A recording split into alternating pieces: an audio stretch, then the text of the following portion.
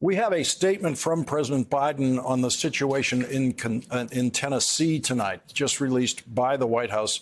The president said state Republican lawmakers called votes today to expel 3 Democratic legislators who stood in solidarity with students and families and helped lift their voices. Today's expulsion of lawmakers who engaged in peaceful protest is shocking, undemocratic, and without precedent. Rather than debating the merits of the issue, these Republican lawmakers have chosen to punish, silence, and expel duly elected representatives of the people of Tennessee. We had planned to cover several stories for you in this hour tonight, including the latest news about the apparent corruption and ethical rule breaking by Supreme Court Justice Clarence Thomas in his failure to disclose several $100,000 worth of private jet travel and other gifts from a wealthy Republican political donor. But then, as you just heard from the president, history happens today and tonight in Tennessee, history that demands the full attention of this country right now, tonight. This is the most important thing that has happened in this country this week, this month, this year. It is impossible to exaggerate the historic importance to all of us of what happened tonight in Tennessee. The senior members of our audience have lived through history like this before. They've had this feeling before. But the youngest members of our audience might not be so familiar with it. If you're old enough to remember the day that this happened, during the 1960s, when the southern states were still trying to enforce their version of post-Civil War apartheid, then you've had this feeling before. If you remember this scene of students trying to integrate a lunch counter in Birmingham, Alabama, then you have had this feeling before. The people who saw those images in the news coverage of those days have never forgotten them for the rest of their lives. So it will be for the people who watched what happened in the Tennessee legislature tonight. What no one knew in the 1960s, when those images of vicious abuse of black people were on TV news and in our newspapers, is who was winning. Who was winning? It looked like evil was winning every day that the American news media was filled with vicious and violent abuse of people fighting against segregation and oppression in the South. What we couldn't know then and what we couldn't see in the images is that the people being attacked were actually winning. The people being attacked were winning eventually the right to vote. The people being attacked were winning eventually the right to hold elective office themselves. John Lewis went from being beaten nearly to death in Selma to being one of the most powerful members of the House of Representatives. The people being attacked were winning, even when it looked like they were losing. And the people being attacked would go on to decide the outcomes in presidential elections. Tonight is a night for the children of America to watch what happened in Tennessee, children of all ages, because this is not just part of history they need to know. This is the history that American children are currently living through themselves. I was a little boy growing up in segregated Boston, watching those people being attacked in the 1960s for trying to break the lock of segregation. And seeing that taught me as a little boy about the segregation of the city that I lived in. Seeing that violence and hatred and poison and evil opened my eyes to the justice we should all aspire to when I was in elementary school, when I was the same age as the 3 children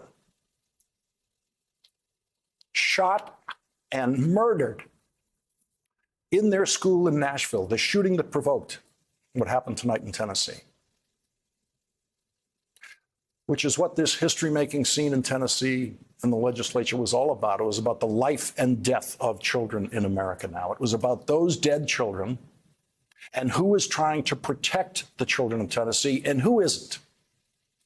When you are in the middle of living history like this, you owe it to yourself to stop what you're doing, to stop what you're thinking and pay attention to that history and allow yourself to feel that history, because it is the feelings that you open yourself to in historic outbursts of uniquely American evil like this that will guide you in how you think and feel about justice for the rest of your life. And there is no age too young to be exposed to the history made in Tennessee tonight, because there is no age too young in this country for a child's head to be blown off by an AR-15 in an American classroom.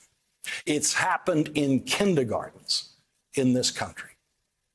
And it is never too late in life to open your heart in moments of stunning moral clarity, the kind that America faces tonight. Tennessee has much to be ashamed of in its history.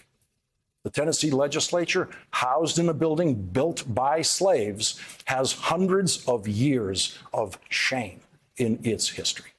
The Tennessee legislature never expelled a single member of the Ku Klux Klan from that legislature.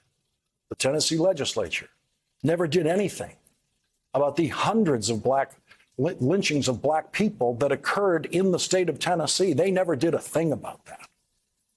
When you have a history like Tennessee's, your state has an obligation to try harder. The state of Tennessee, as a state, officially committed treason against the United States of America. The state of Tennessee waged war against the United States of America. There is a lot to be ashamed of in the history of the state of Tennessee. The state of Tennessee was never going to end slavery. The state of Tennessee was never going to allow black people to vote. It took the United States of America to force the state of Tennessee to do those things at gunpoint. And in a state where gun violence changed the course of American history, Tennessee owes this country proof that it is trying harder.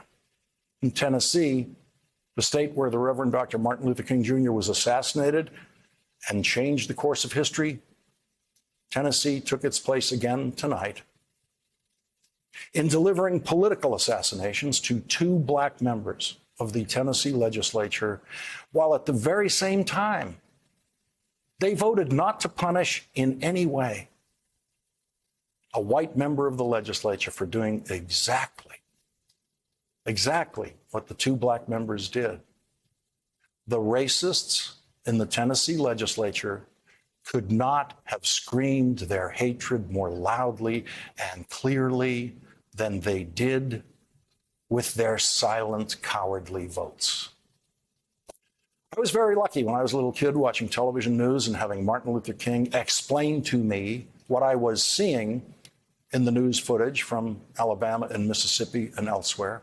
America was lucky to have Martin Luther King guiding us through that period, and America is lucky tonight that the people the racist Republican Tennessee legislature attacked and expelled are the most noble and wise guides we could possibly have to the history that unfolded in Tennessee tonight. The Republican who sponsored the resolution to expel 3 Democratic members of the Tennessee House of Representatives for engaging in a protest on the House floor because they were not being heard by the legislature about the murders in the latest school shooting in Tennessee. The sponsor of the resolution to expel those members exposed himself tonight, fully exposed himself tonight, for being the 21st century version of Bull Connor that he really is. Bull Connor was one of the most vicious Southern sheriffs who violently enforced segregation laws against civil rights protesters.